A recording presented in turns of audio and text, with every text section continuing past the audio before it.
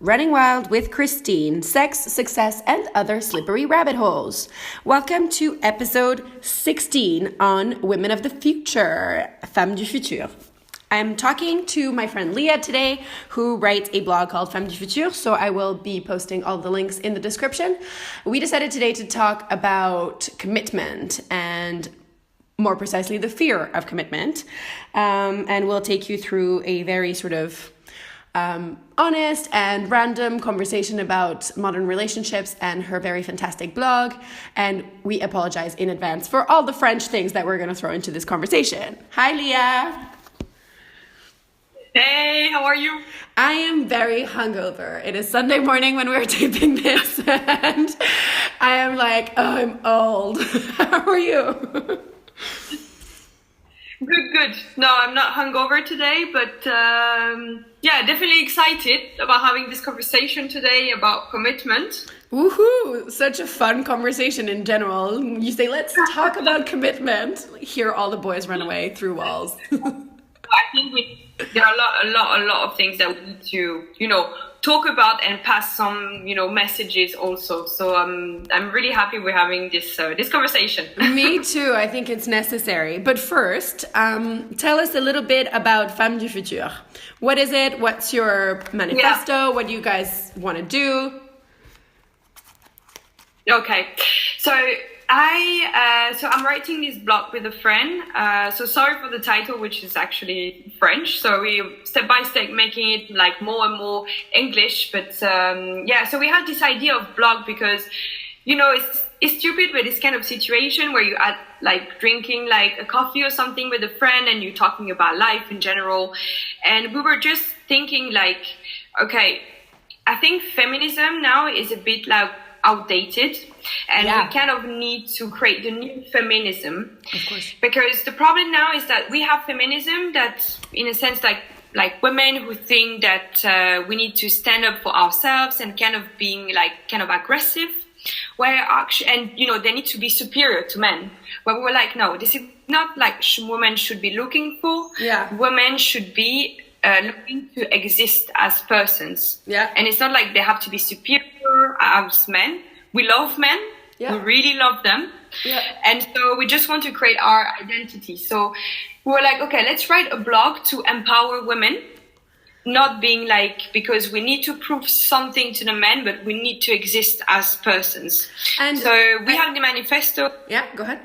Sorry. No, go ahead. Yeah. So we have this manifesto that explains everything in terms of we don't hate men, we love them, and we want to have our own place in the society and really evolve and not being ashamed of anything that we are doing, and basically make peace, because I think there's a bit of a fight right now between men and women. Yeah. And we are in peace. We love each other, but let's manage to have our place in the society. So that's the blog.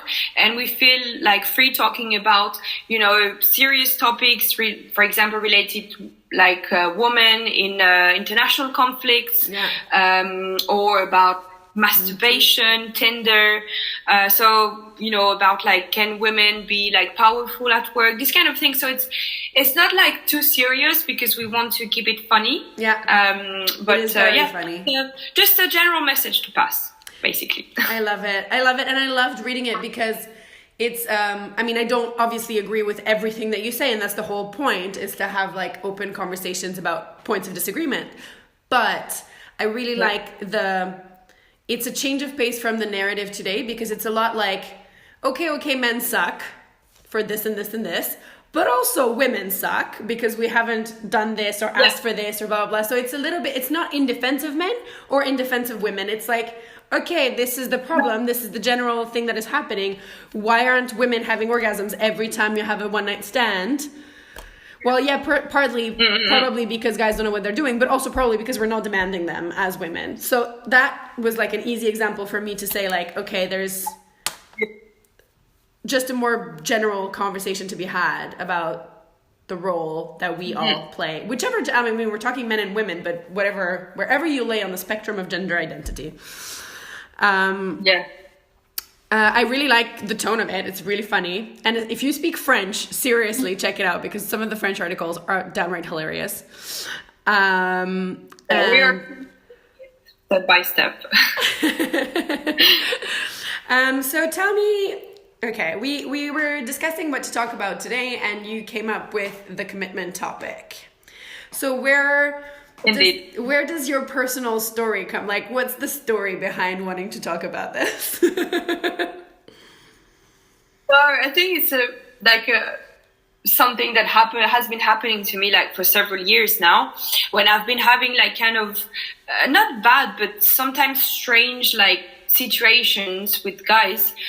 At the beginning, I was like, the problem is the guy. And then at some point I realized, it's been several years that I've been single. So I think the problem is not only about the guy, but probably about me too. Yeah. So I started really thinking about, okay, you can hear a lot of women saying all the time, yeah, I can't find a guy and this guy was shit, but you're like, yeah, but maybe have you looked at yourself? Maybe the problem is not the like other people, but maybe you and how in the society, we see relationship and commitment. Yeah. So yeah, I thought that would be like an interesting topic. Especially, I think it's an interesting topic when you go around like late 20s, 30s. Yeah. Because you know more and more what you want in life. Because when you're 20 and you just see this guy and you just like, you date, it's easy, But when you're like 27, 28, you start being like, okay, I want this and that in my life. So then you don't just commit to anyone. You need to think about it. Yeah, I agree. And I think it's especially to what you were saying, because I wrote like the last thing I wrote on my blog, because I was like so uninspired because the book was happening and there was so much to do, and I was like, okay, fuck, like I'm just gonna write a blog before the book comes out. And I read it like last week because I have to write a new one, and I suck, I haven't done it yet. But it was like why am I meeting all these guys that are like this, blah blah blah? And then I was like, why do I keep landing in these impossible relationships? This was 6 months ago. It's still happening. And then the last question was like, or am I the impossible girl? Because like you said, you and I are women who live fast and everywhere. And Leah and I met, for the background story, because we were paired up together-ish in one of our positions in my past corporate life. You're still corporate. And I was living in Vancouver, she was living in London, and we were supposed to buddy each other and Skype like once a month and talk about work, which we never did. we Skyped, but we buddied up like ourselves. We were not even supposed to be buddies. We just decided to be buddies. Yeah, like naturally. Hey, you're French. I'm sort of French. Let's talk. And then like we just Skyped to talk about everything but work, but it looked like we were working because we were talking to someone from the same company. But you lived, basically you're from France, but you lived in London. You're now living in Barcelona. Like you've moved a lot and you've experienced different cultures and different things. And for us, for people like us, men or women, it's difficult to settle down because, first of all, when you're picking someone, you're also picking their location. Like if you're used to changing locations and not caring, that becomes like one of the things that you select. And there's more and more things to put into your individual vision of where you want to go. And I think that's what we were talking about when we were preparing for this. Individualism isn't incompatible with commitment. It's just the way that we look at it. Yeah. That was the question, because you have in the society now we talk a lot about I as a person, what I want to become, and you need to like show this. Like the example is like Instagram or Facebook and selfie and all these things. So it's about yourself all the time. And you need to find yourself before building something. When actually, I agree with it that it's important to love yourself, because if you don't love yourself, then you can love other people. But it's also about making compromises, which society is absolutely not teaching us how to do. It's all about me, what I want, and not the rest. So that's the problem for me also. No, I completely agree with you. And this is a conversation that I love having with people with those rare people that are in relationships but that don't make you hate them because they're in a relationship. Because one of my friends was saying this. She was like, look, it's not compatible. It's just you have to figure out the right communication and the right dynamic with the other person so that the individualism isn't egotism or selfish, or so that the individualism is just taking care of yourself but without not taking care of the other one. And that is problematic, because that, like you were saying, is built on communication. You have to have good communication for that to work. And we're not taught that either. Mm-hmm. We're just taught, pretend you're someone else for 6 months and so that the other person will like you. And it's like, what? Yeah. How is that? But it's also about like making compromises, which we don't want to do compromises anymore. I think we want the whole thing without committing ourselves. So that's for me the main problem, because we're like, okay, I want a good guy. I want like him to be funny, to be smart, to take care of me. But in the meantime, also I'm like, but I want to go out with my friends. I don't want anyone to bother me. I want to be hungover alone during the weekend. So what's the balance? Where can we really, really commit? It's difficult to say. It is. And I think it's the expectation more than the reality. I think it's the you imagine what it's going to be like to commit, and therefore you're going to be like, oh, but then I can't do this or I can't do that because I'm going to be in a committed relationship.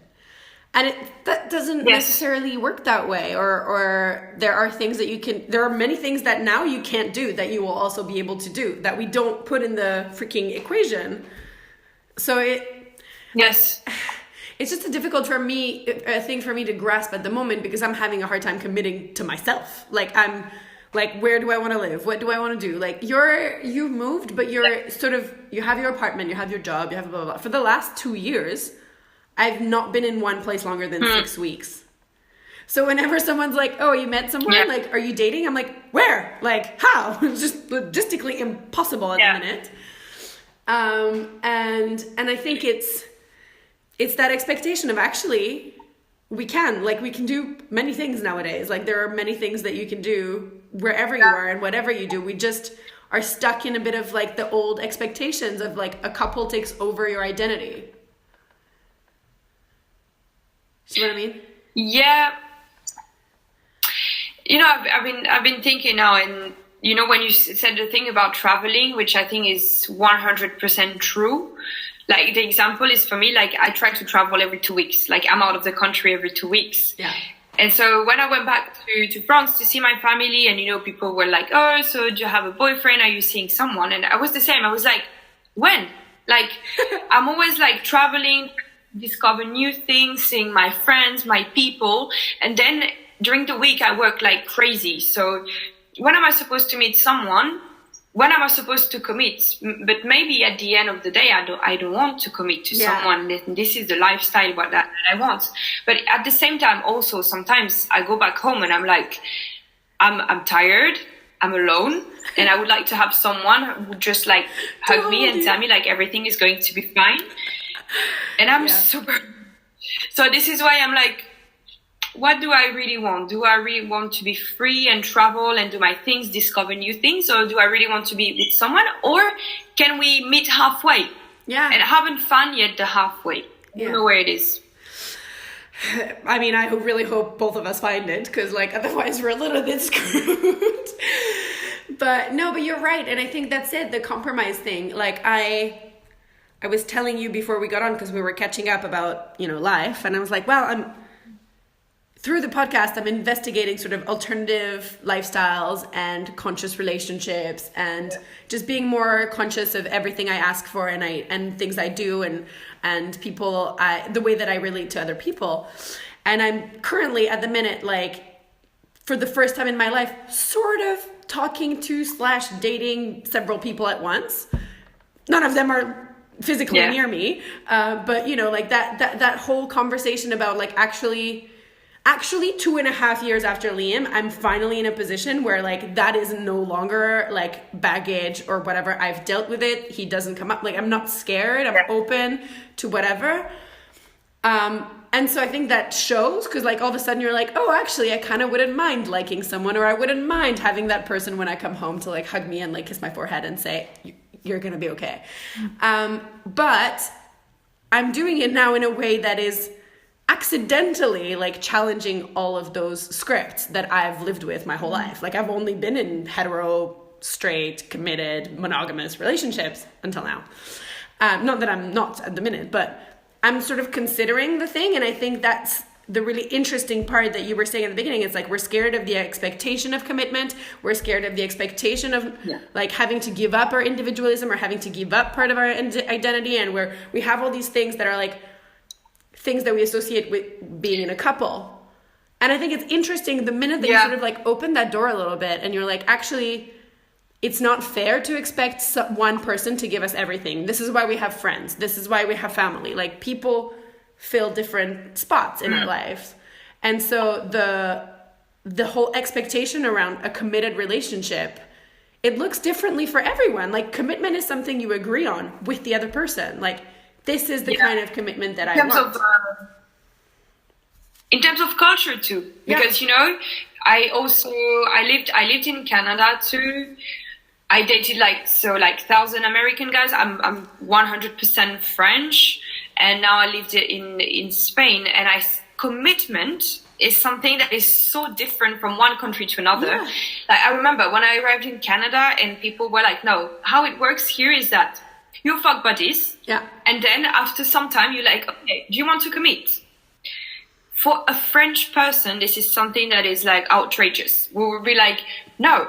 Like if you want to be with someone, you just like, you see this person and directly you have the feeling. Maybe it's the like passionate part of French people. I don't know, but it's like you're fuck buddies or you're my boyfriend or my girlfriend. But it's not like, okay, let's be fuck buddies and then we'll see how it works out and then be together. So just by that, where we are in a world where it's so like international and these kind of things. First, if you don't even like agree on the definition of commitment, like then how can you even commit?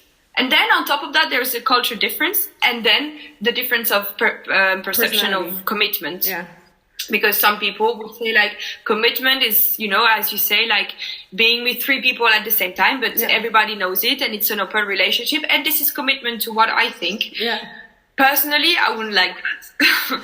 I would say very traditional in the sense that if I'm with a guy, I'm with the guy and I won't see anyone else. But if we have decided that there is no commitment between you and me, then I can fuck whoever I want. Yeah. But it's extremely, extremely complicated because in the past when we see like our grandparents, for example, it's like, okay, you meet someone, okay, this person is good.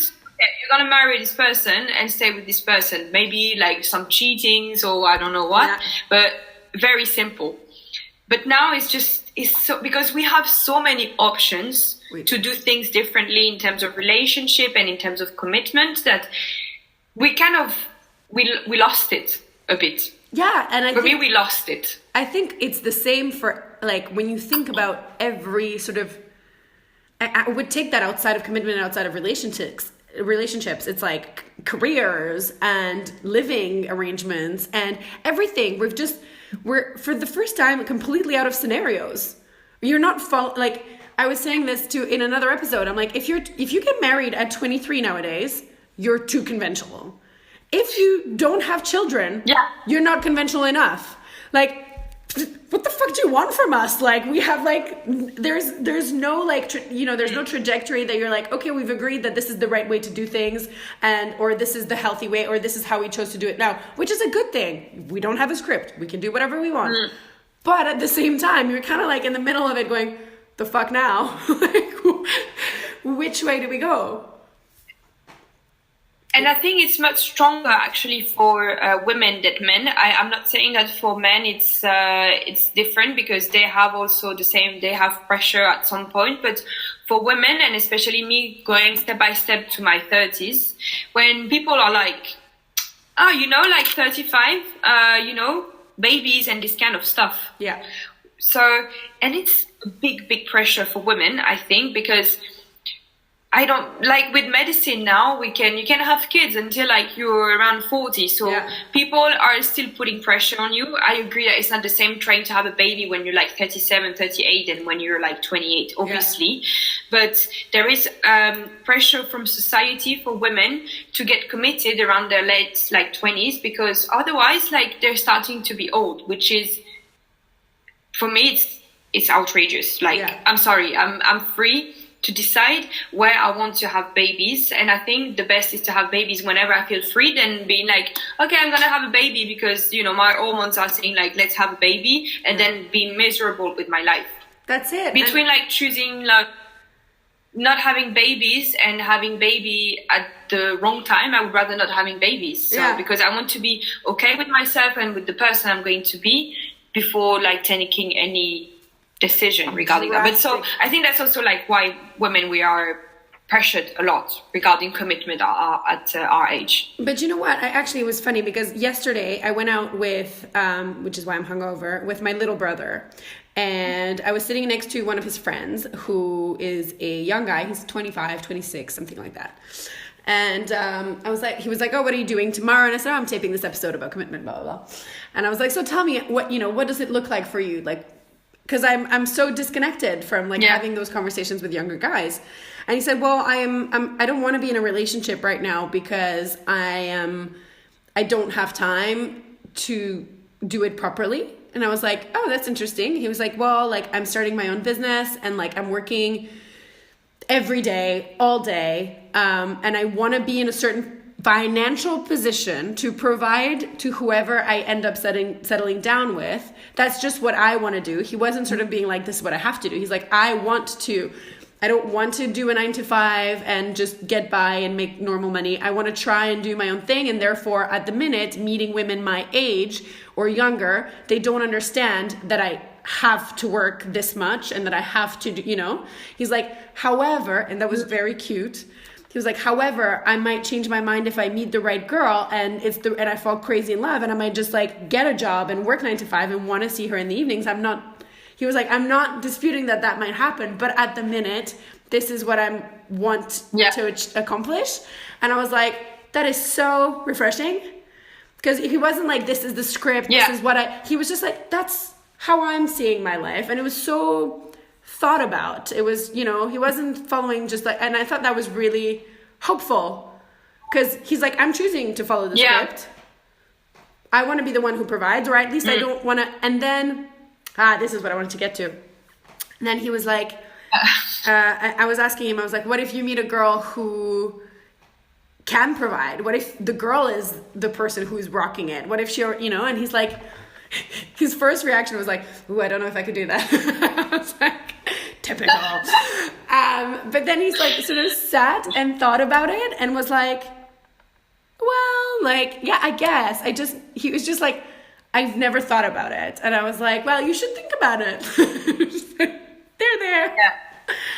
But it makes me think of like a lot of things when you're saying that, which is first that we say like, you know, commitment is not for me, but it's not for me until I find the right person. Yeah. Because if you find the right person, suddenly like there is no problem anymore. It's not like, yeah, but I want this, I want to do that. No, it's like suddenly you can find a common ground and do things like all together. So first, it is something that we are not aware of, I think, because for us, we're like, no commitment, I'm doing my things. But then when it happens to you and you find someone who you really like, you forget about everything. Because for me, love is the most powerful thing that is like above everything. Maybe it's me being a bit romantic, but I think that if you find the right person, suddenly my feelings of being independent and being a strong woman and this kind of thing, like would vanish.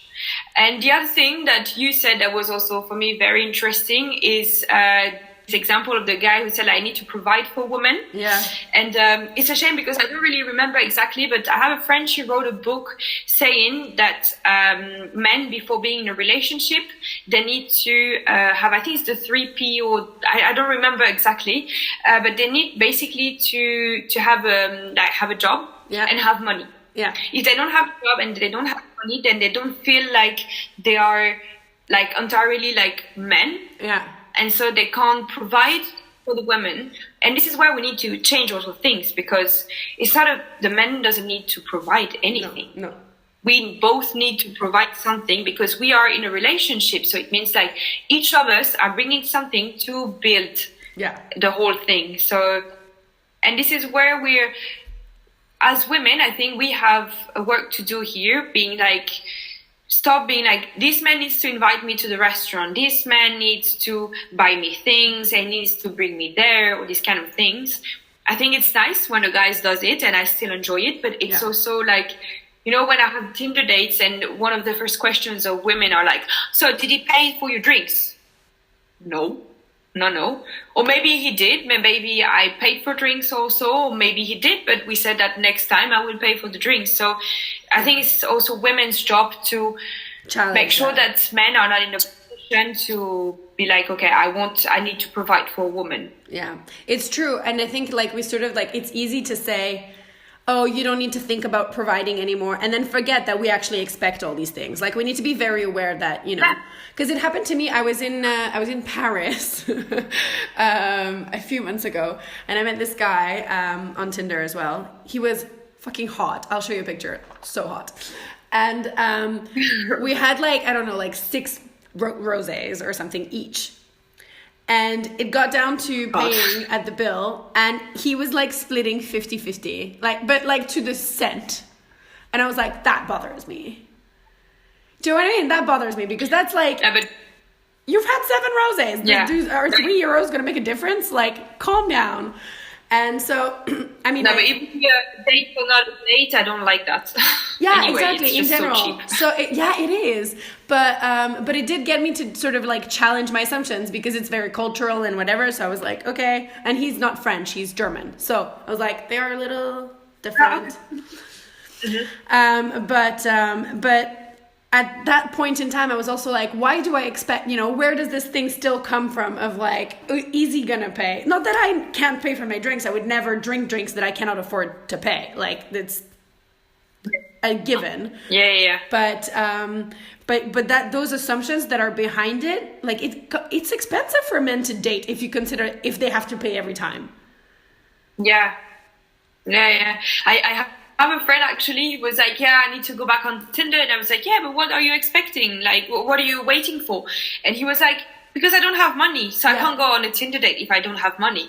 Which for women would be exactly the opposite. We'd be like, oh, I don't have money, but I'm going to go on a Tinder date so the guy can pay for my drinks. Which is like, it's so strange. I'm like, no, it's not supposed to work like that. Well, no. I mean, that is how, quote unquote, it's supposed to work, but not anymore. Like, let's fucking fuck that shit. But it's funny because it does sort of all come in like big circles, that it's easy to be like, what the fuck is wrong with society, as opposed to like looking at your own behavior and looking at like the things that you aren't conscious that you're doing, like expecting a guy to pay for your drinks or whatever it might be. I think I wanted to go back to something that you said about love. I think this is the one thing that I learned from like the podcast and the book coming out and having all these open conversations is basically like, I think there's something around promises. I think the concept of promising the typical things that we promise in commitment, like being faithful, like blah, blah, blah. I think that has to change, because the only thing you can promise today, like genuinely, is to try to communicate effectively and to be kind. Like, I think that's the only promises you can actually make to someone else, is like to be kind and to talk. Everything else, shit fucking happens. Like, the world goes fast. There's a lot of people. There's a lot of things. Like, things happen. For me, I wouldn't even ask someone to promise anything other than I will be in like open communication channels with you, and I will try to be kind. Like, that's the two things that I would expect from someone.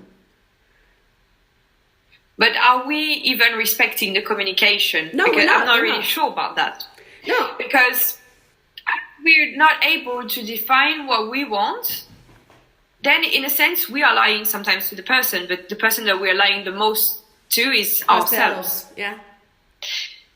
So I'm not even sure if the communication is honest, because if we need to define first what we want, Yeah. which is extremely difficult, and then communicate about it. Yeah. We need to talk to ourselves first, And then say it out being able loud. to communicate properly, which is super difficult.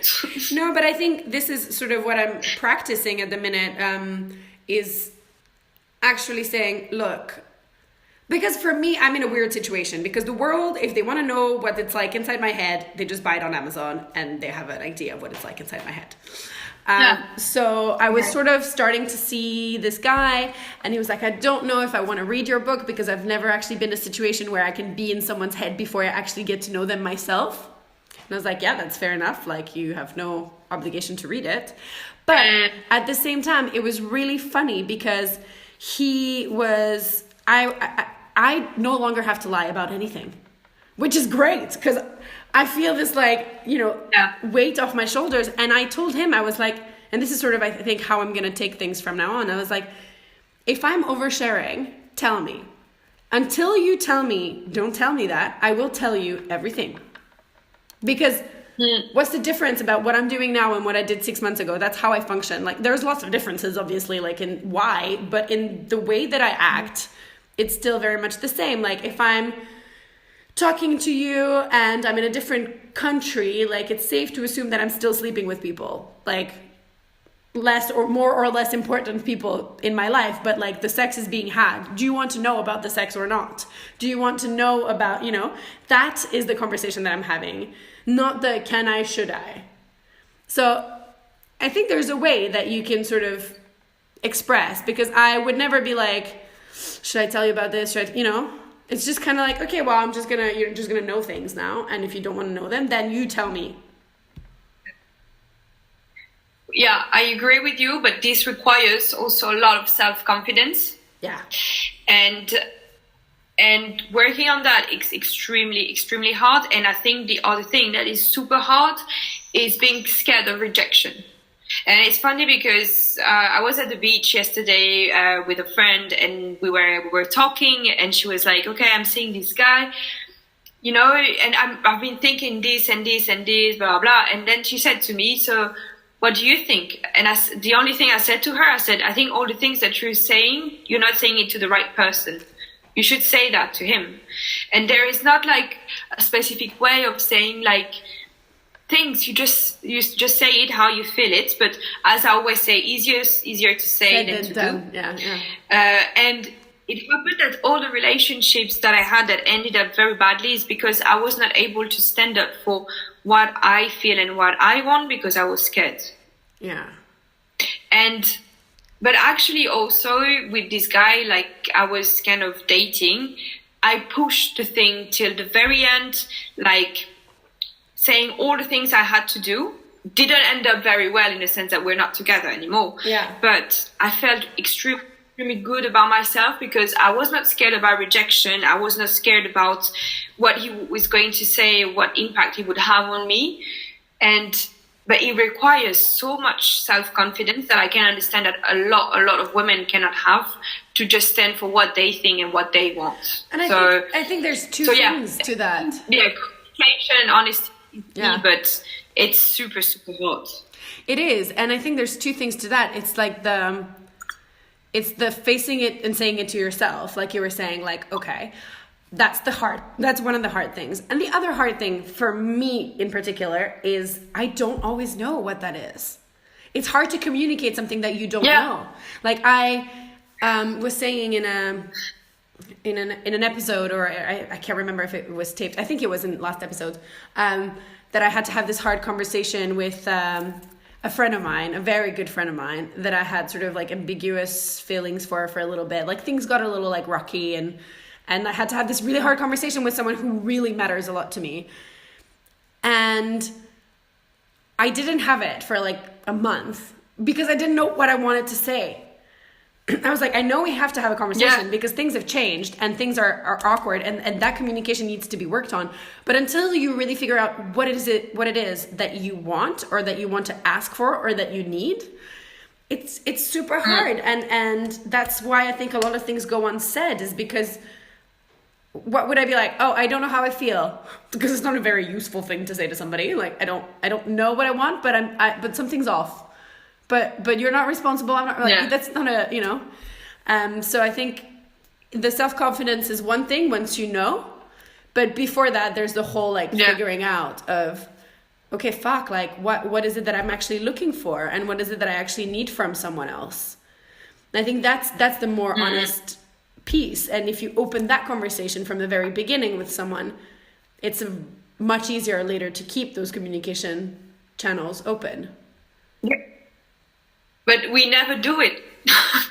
We always like start things being like, okay, I'm not going to think about it. Let's not have like this conversation.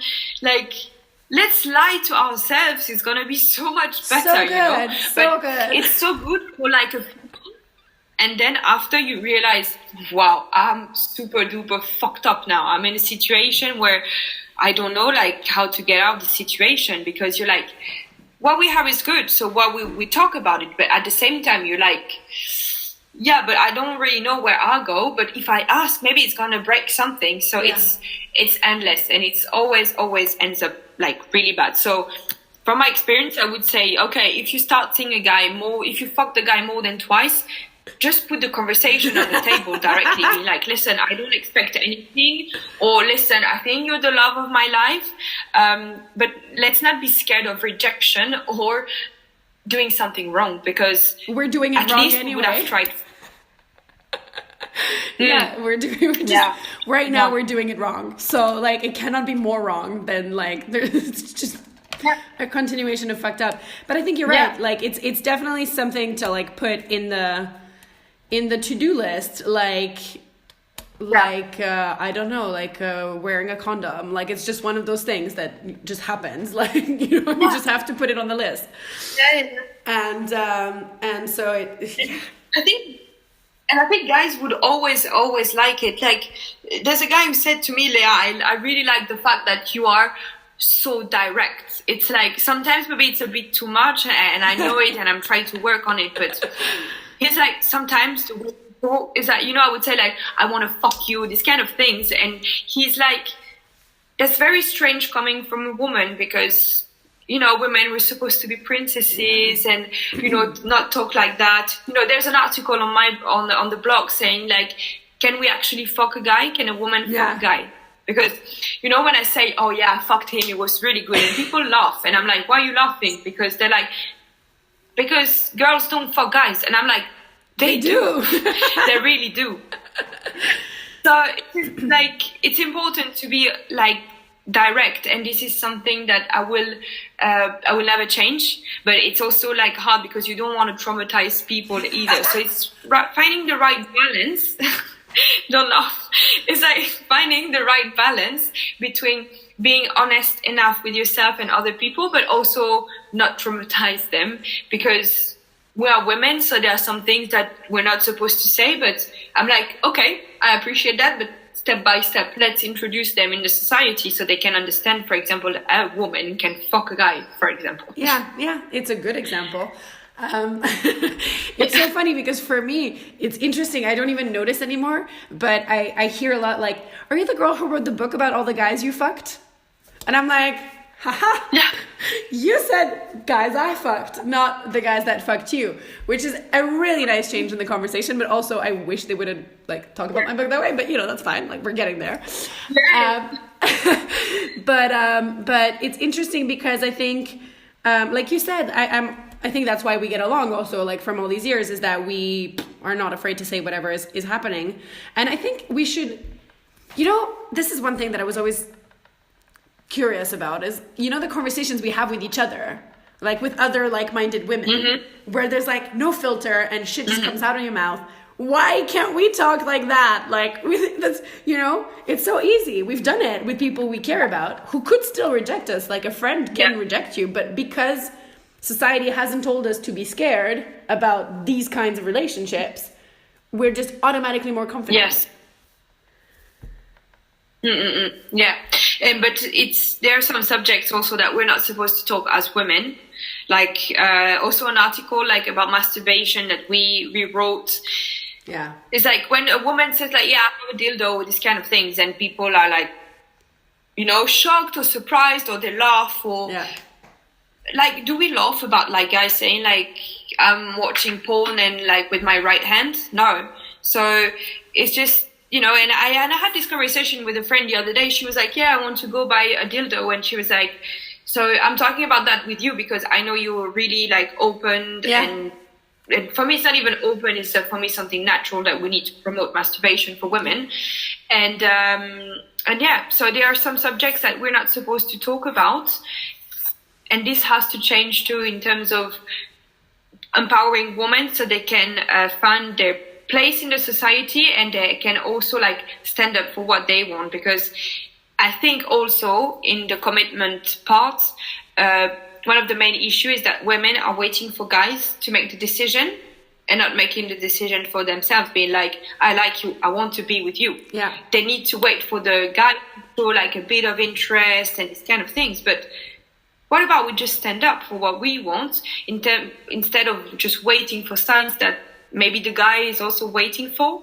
Yeah, exactly. And I think it's unfair to put the responsibility on either. It's just like we just need to be more honest about what we're feeling and what we want. Like, even if you don't know what it is, like this is the thing, like I have so many weird relationships right now with people like across the planet, and I'm just trying to tell them what I'm feeling without telling them what my expectations are, because I have no expectations, because I don't know where I'll be or what's happening or whatever.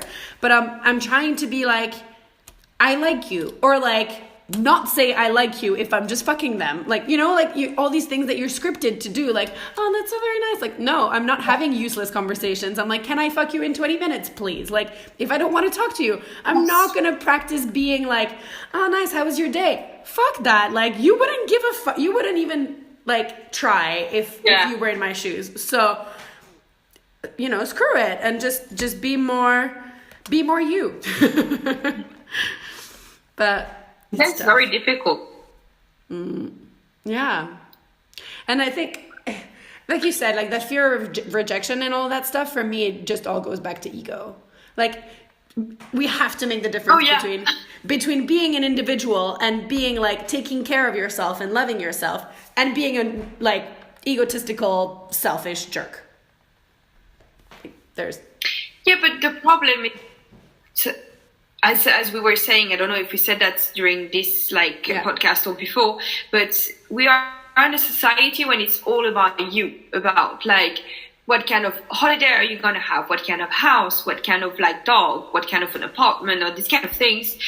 And then you don't see the other people, and it's all about you and about your feelings. Yeah. And I think that now we have an ego that is it's just like a massive ego. Yeah. And I always say, seriously, in some relationships when it goes bad, I think it's more painful when it's ego than love. Yeah, because of course. I don't like love is, it's painful, but at least, I don't know, you can identify what it is, you can understand what it is. But the ego, the fear of being like alone or rejected by someone or not loved by someone is so big that's why also I think we have some problems of like commitment, because we're too scared to be rejected because our ego is super, super duper big. It is, and everything is made for the ego. Social media, blah, blah, everything you were saying before, it's all made to push our ego and not our genuine feelings. Yeah. Yeah. And people don't want to see on Instagram that you're sad because like your boyfriend dumped you. People want to see like you're having fun, like on holiday with your boyfriend, or you're having fun surrounded like 10,000 guys. So when you go like that on social media, it makes you feel super bad about your life, which I don't know, like 70% of the time sucks, It's not like 90% of the time like partying and drinking and fucking amazing guys. No, it's like, okay, this represents like 20% of my time that I'm posting on like social media. But the rest of the time I'm like Tinder, swiping left, like having like disgusting some guys, or having like bad sex. Yeah. Because this can happen, unfortunately. So... yeah, but we want it to be perfect. We want like the perfect day, the perfect guy, the perfect pictures on Instagram. This is where I think we're also super frustrated, and we have, we have fear of like not finding the right person, being rejected, and all these things. It's just, for me, it's like a cycle. It totally, I was just gonna say, it all feeds back to the same thing. Like, it just sort of goes in a loop of like, actually, if we just stopped, figured out what we wanted, what we needed, we're okay with who we were, suddenly the fear of rejection would just sort of like dissemble, because you're not, you're stable enough in who you are that you don't need to get that from someone else. You get that from you. And then like the rejection is just a reflection on them, not you. And so I think that's like the message of just like, okay, well, the fear of rejection is real and it is scary, but typically it has nothing to do with you. Typically. Like, if you're not an asshole and doing something genuinely mean to someone, typically it comes from their own issues.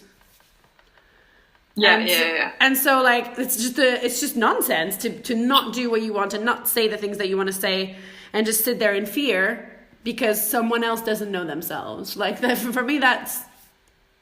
But on the daily, it is difficult. So I guess that's like the perfect spot to wrap up the conversation of, guys, we get it. It's hard. Keep trying. Keep trying. Is there something you wanted to say to finish the conversation to the listeners?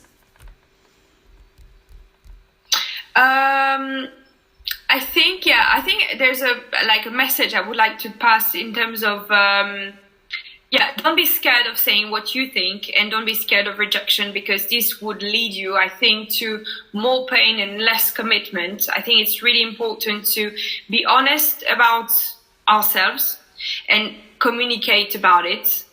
And this will help us to, I would say, overcome the commitment problem. Yeah. It's not because you're a woman that there are things you cannot say. It's not because you're a woman that you need things to happen to you. You need to stand up for what you want and get out of the society rules to find your happiness. Yeah.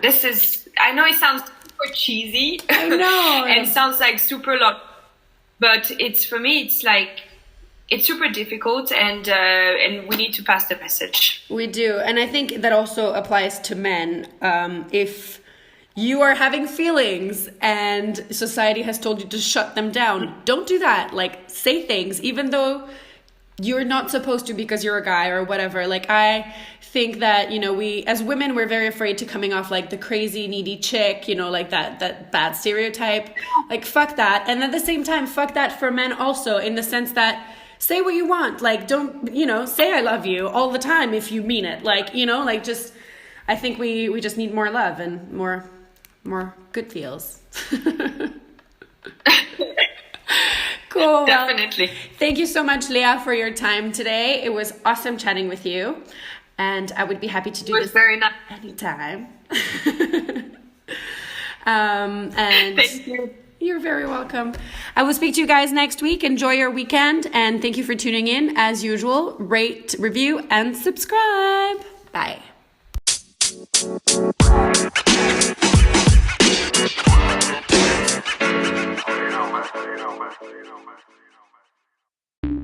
The podcast you just heard was published with Anchor. Got something you want to say to the creator of this show? Send them a voice message using the Anchor app, free for iOS and Android.